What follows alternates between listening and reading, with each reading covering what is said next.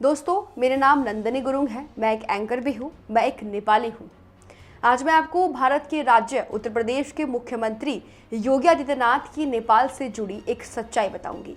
वो सच्चाई जो एक बार फिर से उजागर होकर नेपाल के धरातल पर आ गई है, जिसने पूरे नेपाल को एक बार फिर आंदोलित कर दिया है। दोस्तों, मुझ नेपाली की जड़ें दुनिया के एकमात्र हिंदू राष्ट्र में थी।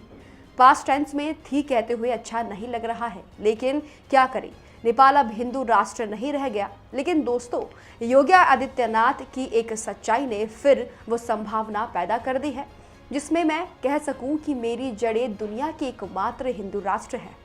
यानी मैं फिर प्रेजेंट टेंस में हिंदू राष्ट्र वाली हो जाऊंगी।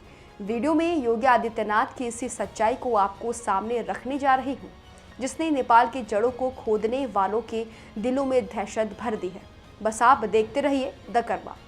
दोस्तों, योगी आदित्यनाथ की वो सच्चाई जिसने नेपाल को आंदोलित कर दिया है, वो सच्चाई है उनका शुद्ध सनातनी हिंदू होना, हिंदू सन्यासी होना, सनातन हिंदुत्व के आदर्श पर ही राजनीति करना और सनातन हिंदुत्व के आदर्श पर ही सत्ता चलाना। वो अपने इन सब कर्मों से 100% शुद्ध सनातनी है। उन पर कोई उंगली उठाने की सोच भी नहीं सकता। बस उनकी इसी शुद्धता ने, उनकी इसी सच्चाई से नेपाल को अंदर तक झंझोर कर रख दिया है। आज पूरा नेपाल योगी योगी के नारे लगा रहा है। ये किसी आश्चर्य से कम नहीं कि किसी देश में किसी दूसरे देश के नेता के लिए लोग इस कदर सम्मान रखता हो। योगी के सच्चे आदर्शों ने नेपाल को इस कदर प्रभावित किया है कि वो लोग जो एक दशक पहले नेपाल को हिंदू राष्ट्र के पद से हटाने की मांग कर रहे थे और 2007 में नेपाल को हिंदू राष्ट्र के पद से हटा भी दिया था, वही लोग आज फिर योगी योगी के नारे लगाते हुए नेपाल को फिर हिंदू राष्ट्र बनाने की मांग कर रहे हैं। योगी के नारे इसलिए लग रहे हैं क्योंकि योगी हमेशा बिना किसी लांग लपेट के कहते हैं, गर्व से कहो हम हिंदू हैं।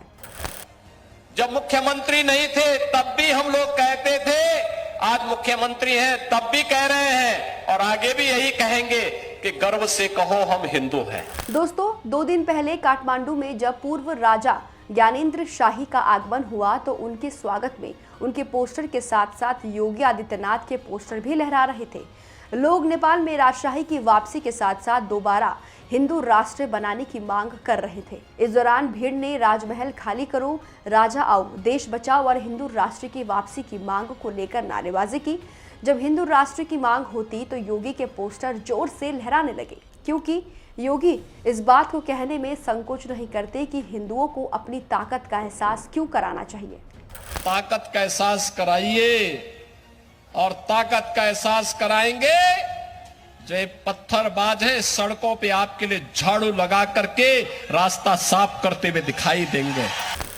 दोस्तों, पूर्व राजा ज्ञानेंद्र और हिंदू राष्ट्र के पक्ष में लोगों का भावनात्मक जुड़ाव देखकर नेपाल की सत्ता और विपक्ष में मौजूद कम्युनिस्ट पार्टियां सतर्क और सहम गई है। प्रदर्शन में योगी आदित्यनाथ की तस्वीर देखने पर प्रधानमंत्री केपी शर्मा ओली ने कहा कि हमारी स्थिति अभी ऐसी खराब नहीं हुई है कि रैली आयोजित करने के लिए विदेशी नेताओं की तस्वीर का इस्तेमाल करना पड़े। ओली ने प्रदर्शनों को और लोकतांत्रिक और अव्यवस्था विरोधी बताया। उधर काठमांडू में हुए राजशाही के समर्थन में प्रदर्शन के बाद विपक्षी वामपंथी दलों ने तराई मधेश जिलों में महीनों भर से चल रहे जागृत अभियान को अचानक रोक दिया। गौरतलब है कि नेपाल के पूर्व पीएम पुष्प कमल दहल प्रचंड इस अभियान का नेतृत्व कर रहे थे। दोस्तों, अब जरा इन प्रदर्शनों की पृष्ठभूमि को समझ लीजिए। नेपाल में 2006 में राजशाही के खिलाफ विद्रोह तेज हो गया था। कई हफ्तों के प्रदर्शनों के बाद तत्कालीन राजा ज्ञानेंद्र को शासन छोड़कर सभी ताकत संसद को सौंपनी पड़ी थी। उसके बाद 2007 में नेपाल को हिंदू राष्ट्र से धर्मनिरपेक्ष देश घोषित कर दिया और फिर 2008 में आधिकारिक तौर पर राजशाही खत्म कर चुनाव करवाए, जिसके साथ वहां 240 साल से चली आ रही राजशाही का अंत हो गया था। लेकिन 2008 के बाद नेपाल में 16 साल में 13 सरकारें बन चुकी है।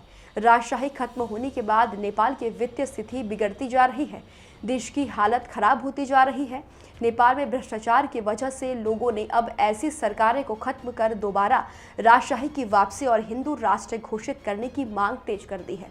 यही नहीं, चीन के दखल के कारण नेपाल में वामपंथियों का प्रभाव बढ़ता जा रहा है, जिसके कारण मुस्लिमों को भी अपने प्रभाव को बढ़ाने का मौका मिल गया है और वो अपनी कट्टरता को भी बढ़ा रहे हैं।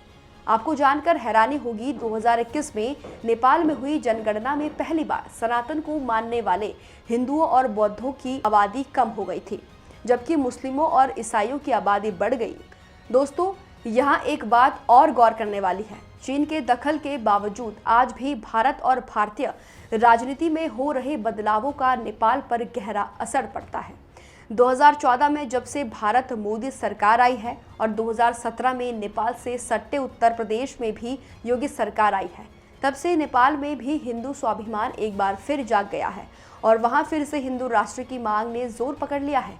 नेपाल के एक बार फिर से हिंदू राष्ट्र बनने का रास्ता साफ होता दिख रहा है और मुझ नेपाली के लिए ये गौरव की बात होगी, क्योंकि एक बार फिर से मैं ये कह सकूंगी कि मेरी जड़ें वहाँ है जो दुनिया का एकमात्र हिंदू राष्ट्र है। दोस्तों, ये वीडियो आपको ज़रूर पसंद आया होगा। इसे लाइक शेयर करें और हमारे चैनल द कर्मा को सब्सक्राइब करें। धन्यवाद।